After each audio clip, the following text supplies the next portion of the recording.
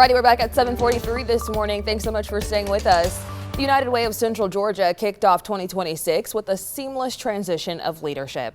After more than a decade, George McCanless retired from the position of president and CEO. I sat down with the new United Way president and CEO, Carl Timms. Today we are joined by Carl Timms. He's the new president and CEO of the United Way of Central Georgia. So thanks so much for joining us in the studio today. Thanks for having me, Megan. Of course, for those who are not familiar with you, go ahead and talk to us a little bit about your work that you've already been doing with the United Way of Central Georgia. Yeah, so prior to me coming to United Way, I spent 31 years actually with Geico, and like one of the last jobs I had the responsibility for community engagement. So once I retired from there, this work with United Way aligned perfectly with what I believe is important and my life's mission. So a couple of years ago, I was hired as Chief Operating Officer. And I've been learning a lot about United Way over the last couple of years. And earlier in 2025, George McCanless announced that he was going to retire. And obviously they did a search, and I'm fortunate they selected me to be the president and CEO. So I'm excited about that. Yeah, let's go ahead and put your knowledge to the test. Talk to us about the mission of the United Way of Central Georgia and all the work that you guys do for the community. Yeah, our mission's simple, really. We're focused on families in an attempt to stabilize them. A couple of years ago, we adopted a bold goal of moving 10,000 families toward financial stability over the next 10 years.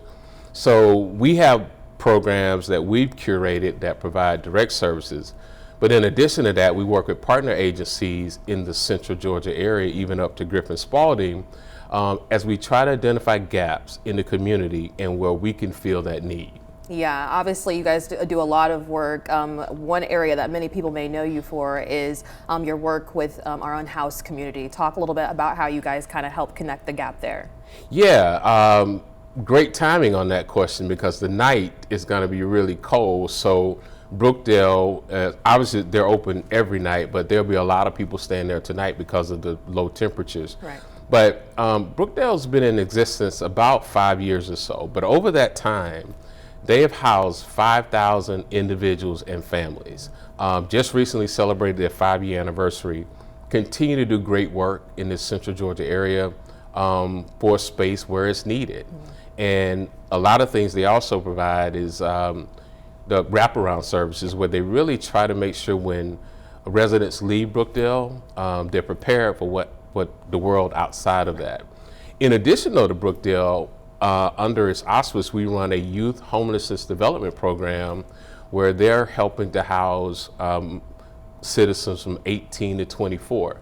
So Brookdale obviously has the Hello House and the services they provide, but then there's an expansion on the services that they're providing to the community. So they're doing great work. Yeah, you also kind of talked about the affordability crisis a little bit. You know, talk a little bit more specifically about how you guys are really helping people as we kind of move through this time. Yeah, that's a tough one, but it's so relevant right now. And one of the ways, I'll just give one example, because there's not like this pool of money that we can give to people to say, hey, you're in a better position now. But one of the things we've been working with several financial institutions on is financial literacy. So Mid-South, Cadence, Robbins, et cetera, we've been working with them. So we create a cohort of families that go through these series of sessions, and we teach them a principle, we watch them apply it, teach them another principle, and watch them apply it. So once you can really change, you can't always change how much they make so quickly, but you can change how they use the money that they make. And that's been a big initiative for us over the last few years. Yeah, one term that our viewers might not have heard of in a while is ALICE. Kind of talk to us about that program and what people should know there. Yeah, ALICE stands for Asset Limited, Income Constrained but Employed. So this is in essence the working class, the people that get up every day, they go to work, and they try very, very hard to make ends meet.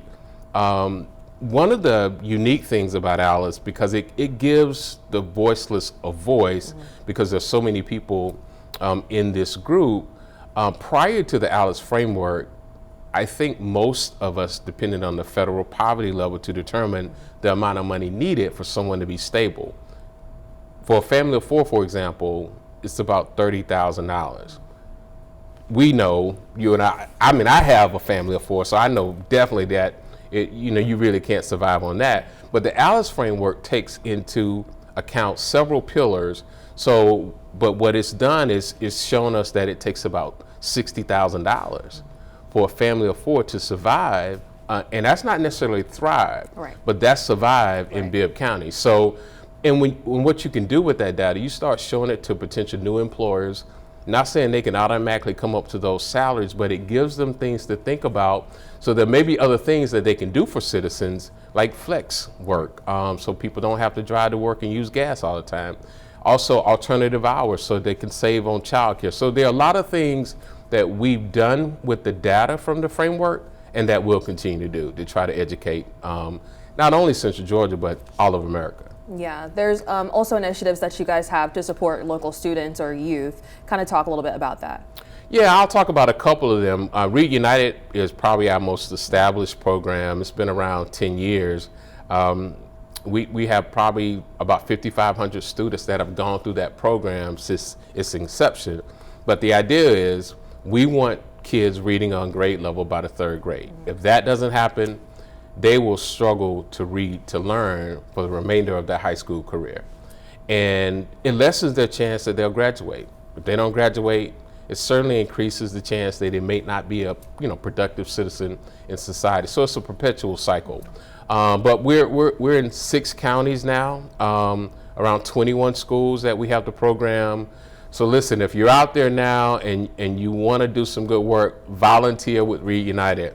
We also have a program called Community Schools United, mm-hmm. and we have it in the Pleasant Hill and the Fort Hill community, and it's based out of schools. So in Pleasant Hill it's L.H. Williams, and Fort Hill is Burdell Hunt. But in essence, we have a lot of wraparound services that we provide, but one of the unique programs we have under that is called the Walking School Bus, mm-hmm. and it is just what it sounds like. There are students who struggle to get to school. So what we do, we have volunteers on the walking route to meet them, greet them. Sometimes we provide ponchos or umbrellas if it's raining. In some instances, we provided coats.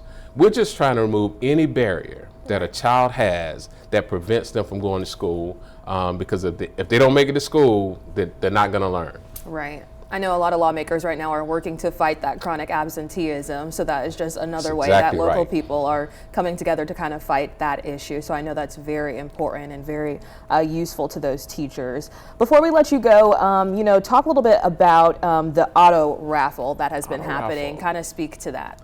Megan, listen, it's time to buy a ticket. We're going to have the raffle later on this evening, and it'll be Friday at 5:55 p.m. We'll be joined right here at WMAZ. But if you have not purchased a ticket yet, you can go to You Win a Car, the letter U, winacar.com. Tickets are $45, and they go toward helping us do the work that we do in Central Georgia. And a big thanks to the community, because we can't do any of the work we do without the support. And it's been amazing, and I'm excited about my tenure with United Way of Central Georgia, that we will continue to do great things.